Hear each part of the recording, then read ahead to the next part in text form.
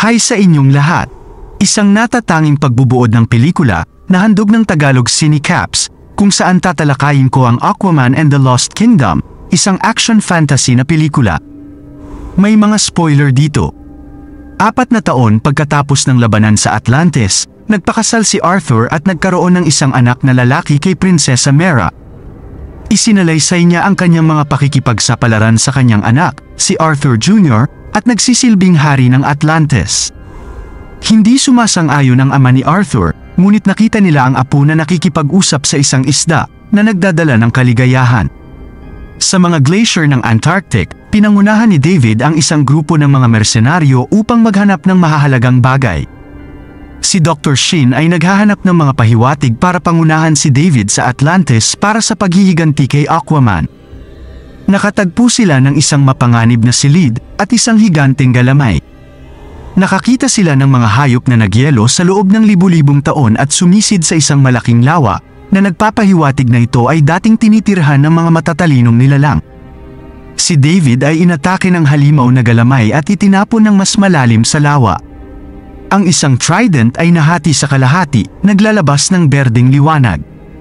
Isang humanoid na nilalang ang nakipag-usap kay David na nangangako sa kanya ng paghihiganti at pamamahala ng planeta. Nagising si David na pagtantong totoo ang enkwentro. Nagising si Arthur upang hanapin ang Atlantean Council na nagpapatawag sa kanya para sa isang emergency meeting. Tinanong niya ang mga naninirahan sa ibabaw tungkol sa pagsisiwalat ng kanilang mga sarili at pagsanib puwersa upang mapabuti ang mundo, ngunit tinutulan nito ng konseho na naging dahilan upang tanungin ni Arthur ang kanilang mga intensyon. Naalala ni Arthur ang payo ng kanyang mentor na si Vulko na mapayapang pag-isahin ang dalawang mundo ngunit hindi pa ito nagtagumpay. Pinapanatag siya ng kanyang ama at nag-aalok ng payo na huwag sumuko. Si David, isang mas malakas na nilalang na may isang trident, ay nagpapilot ng isang malaking submarino sa karagatan. Natuklasan niya ang makinarya ng Atlantean at sumisid gamit ang mga Octobot. Kinukuha nila ang material mula sa isang silid, ngunit binabalaan sila ng isang camouflaged na Octobot. Ang submarino ay umabot sa pasukan ng Atlantis, kung saan ina-activate ng isang doktor ang sonic na baterya. Ang berdeng shield ng submarino ay nagpapahintulot sa mga mersenaryo na makapasok sa kaharian. Tinalo ni David si Mera gamit ang isang trident at laser, habang si Arthur ay namagitan at pinahinto ang isang submarino. Hinabol ni Aquaman ang isang submarino ngunit itinapon ito ng isang sonic na kanyan. Natuklasan ni Arthur na ang kanyang kaaway ay gumagamit ng sinaunang teknolohiya upang saktan ang mga tao ng Atlantis. Natuklasan nila na nagnakaw sila ng material na nagpapalabas ng radioactive energy na pumipinsala sa mga dagat at nagpapataas ng temperatura ng planeta. Humingi ng tulong si Arthur sa kanyang nakakulong na kapatid.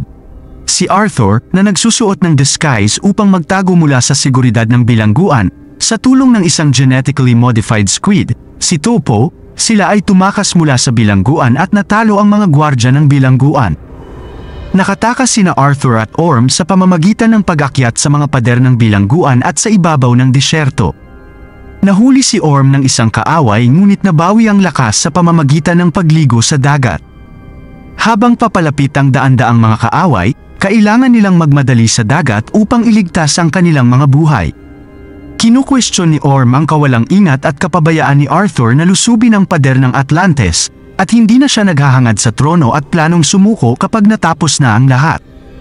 Sinisiyasat ni Dr. Shin ang lihim na pag-install ni David, kung saan ang ninakaw na material ay nagbabanta sa planeta. Natatakot siya sa paghatol ni David at naisip niyang itigil ang nakakatakot na ingay at hiyawan sa malapit.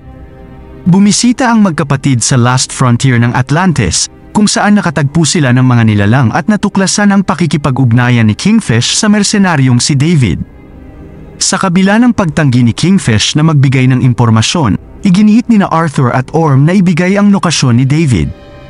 Natalo ni Aquaman ang hari at nagbanta na aalisin ang kanyang tubig. Ang lokasyon ni David ay nahayag na nasa rehiyon ng Timog Pasipiko, na kilala bilang Devil's Mouth. Si David ay nakikipag-usap sa kasamaan sa hideout, habang ipinaalam sa kanya ni Dr. Shin ang tungkol sa operasyon ng furnace. Isinara ni David ang pinto, naiwan si Dr. Shin na nagmumuni-muni sa kanyang mga aksyon.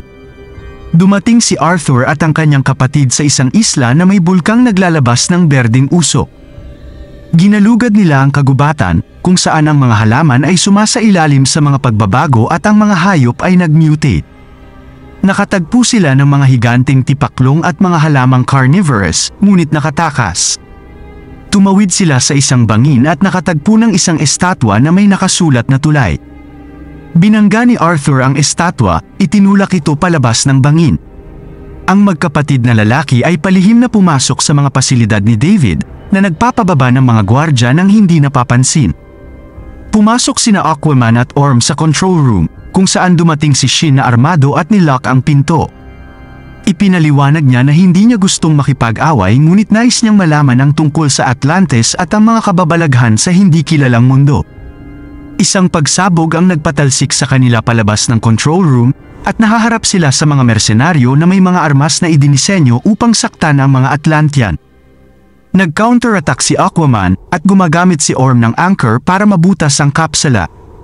Si David, na nakasuot ng heat ray helmet, ay nakipag-away kay Arthur na muntik nang mapatay si Orm. Sinira ni Haring Neros at ng kanyang hukbo ang kalaban at si Arthur ay nakatakas mula sa isang lawa, tinulungan ni Mera. Pagkatapos ng labanan, nagtitipon ang mga Atlantean malapit sa nawasak na isla. Ibinahagi ni Orm ang isang pangitain ng nawawalang kaharian ng Necros, isang kaharian na umiral na milenya na ang nakalipas. Si Haring Kordax, ang kapatid ni Atlan, ay nakatuklas at nagpapinsala sa 7 United Kingdom, kabilang ang Necros. Si Kordax, na natatakot sa kapangyarihan ng kanyang kapatid, ay lumikha ng isang malakas na trident at binago ang lahat. Ikinulong ni Haring Atlan si Kordax, niyelo ang kaharian ng Necros at ang mga tao nito. Natuklasan ni David ang kaharian at ginamit ang berdeng enerhiya upang painitin ang planeta na pinakawalan si Kordax. Natuklasan ng grupo na si King Kordax ay maaari lamang ilabas ng dugo ni Atlan o ng kanyang mga inapo na naging dahilan upang mapanatag si Orm, ngunit nananatiling walang pagtatanggol si Arthur Jr. Namatay ang mga ilaw sa bahay ni Tom at napagtanto niyang naroon ang kalaban. Sinaktan ni Black Manta si Tom ngunit iniwan siyang buhay na nagdulot ng matinding sakit kay Arthur. Natagpuan ni Arthur ang kanyang ama na buhay, ngunit ang kanyang anak ay kinuha na iniwan ang pamilya sa kawalan ng pag-asa. Ang submarino ni David ay nagmamasid sa anak ni Arthur, pinagmamasdan siya ng berdeng mga mata. Nagpadala ng signal ang isang doktor at si Nereus ay nagtungo sa Antarctica. Hiniling ni Atlantis sa kanila na protektahan ang kanyang apo at inalagaan si Tom gamit ang teknolohiyang Atlantic. Sa isang submarino, tinatalakay ng isang grupo ang pagkontra sa Sonic na sandata ni David. Iminumungkahi ni Arthur ang paggamit ng mas mataas na frequency na armas. Ang grupo ay nagtatakda sa maliit na bilang upang maiwasan ang atensyon ng Atlantean Council. Dumating si David kasama ang doktor malapit sa Frozen Kingdom at naghanda ng isang missile. Ang mga aksyon ni Arthur ay naging sanhi ng labis na karga ng submarino na sinisira ang Sonic na baterya. Nakarating si Black Manta at ang doktor sa nawalang kaharian ng Necros, kung saan naging mga halimaw ang mga tao. Ililigtas ni Arthur ang sanggol na prinsipe habang ang iba ay nakaharap sa mga nabagong nilalang. Si Haring Neros ay nakuha ng isang galamay na halimaw at iniligtas siya ni Orm. Sa isang templo, ibinigay ng isang doktor ang anak ni Arthur sa Black Manta, ngunit sa pagbukas ng bag, natuklasan niya ang isang bomba sa loob. Inihagis ito ni David bago ito sumabog. Samantala, tinalo ni Arthur, Mera, at ng kanilang mga kaalyado ang hukbong Necros sa tulay. Ginagamit ng baby ni Arthur ang kanyang kapangyarihan para magpadala ng signal sa kanyang ama. Hinampas ni Aquaman ang Black Manta ng isang trident na nakikipaglaban sa kalaban. Inilipat ni Kordax na makapangyarihan ang kanyang kapangyarihan kay Orm. Inatake ni David si Arthur dahilan para manghina siya. Inihayag ni Aquaman na ang kanyang kapatid ay nakakakuha ng access sa kapangyarihan ng kaaway at hinihimok niya siyang lumaban. Binitawan ni Orm ang trident, ngunit ang kasamaan ay nakalaya na.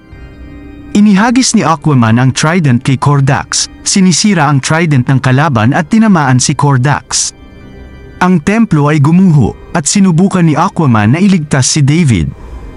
Gayunpaman, dahil sa pagmamataas, tumalon si David sa kailaliman at nawasak ang buong kaharian ng Necros.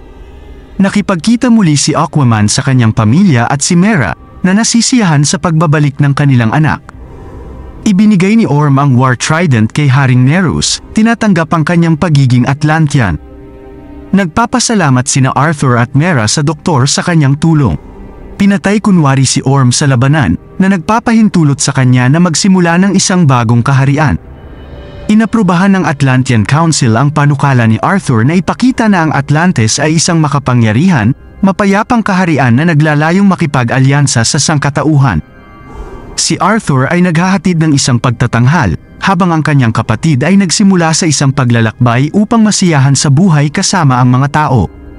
Nakaka-excite malaman guys ang inyong opinyon sa pelikulang ito. Ibahagi nyo ito sa comment section sa ibaba.